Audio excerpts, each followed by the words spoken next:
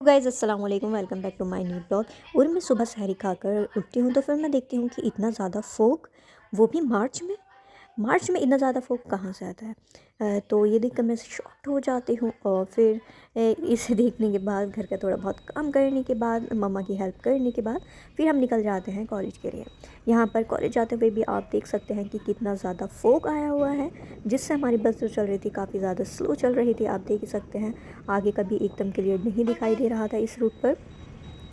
फिर हम जब पहुंच जाते हैं कॉलेज जाने के बाद हमारा जो भी वर्क पेंडिंग में पड़ा हुआ था हमने वो सारा किया कंप्लीट और सारी क्लासेस ली।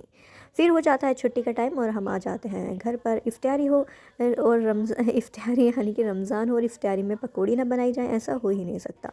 तो आज हम बनाने के लिए जा रहे हैं न्यू फ्राई। तो यहाँ पर हम बनाएंगे एग फ्राई। क्या आपने भी अभी बनाई है या नहीं बनाई है एग फ्राई? सबसे पहले हमने सोचा कि पूरे एग को एक बार में ही फ्राई कर लिया जाता है, उस पर बेसन का पेस्ट लगाकर।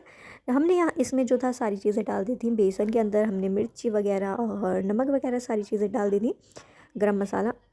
इसको हमने क्या कर लिया था, अच्छे से ये बेसन लगा लिया था और इसकी यानी कि कोटिंग कर दी थी। फिर हम इसको डाल देंगे ऑयल के अंदर। ये अभी मैंने पकौड़ी करी थी उसी में ये हमने डाल दिया है। फिर ये जो था मुझे इतना ज़्यादा अच्छा नहीं लगा एक बार में ही करने की, तो फिर मैंने सोचा कि हम दूसरा ट्रिक अपनाते हैं और हम एग फ्राई बनाते हैं। तो फिर मैंने इसको कर दिया बीच में से कट।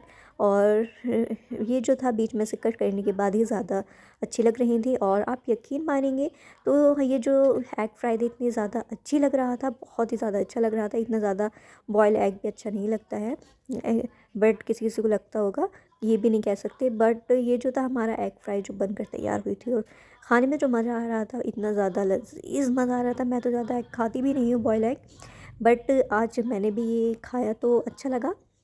इनसे हम किसी भी चीज़ से खा सकते हैं, कोई सी भी तरह की चटनी या सॉस वगैरह से। तो यहाँ पर मैंने सारे एग्स जो भी थे उन पर बेसन की कोटिंग करने के बाद हमने इसमें डाल दिया है ऑयल के अंदर।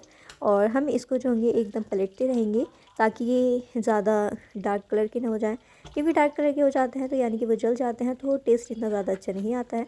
तो हमने, आपने देखा होगा, तो हमने एग फ्राई कर ली थी। और फिर हमारी कढ़ाई में से जो आ रही थी पटापट पटापट की आवाज़ इतनी ज़्यादा आ रही थी, यानी कि जब हमने एग फ्राई करने को इसमें ऑयल में डाला तो इस ये जो था बहुत ही ज़्यादा आवाज़ कर रहा था। ऑयल ऐसा था जैसे अभी निकल के भागना चाहता है कि नहीं मैं जा रहा हूँ। फिर हमने तरावी पढ़ने के बाद हम पीने लगते हैं कैंपा। और फिर यहाँ पर हम शैतानी करने लगते हैं और ये हमसे जो होती है कोल्ड ड्रिंक गिर जाती है। और यहाँ पर हम अम्मी भी बैठी हुई थी। फिर हमने सोचा कि अम्मी ना देख लें, हमने एकदम साफ़ कर दिया। आपको हमारा ब्लॉग कैसा लगा आप कमेंट बॉक्स में ज़रूर बताइएगा अगर अच्छा लगा हो।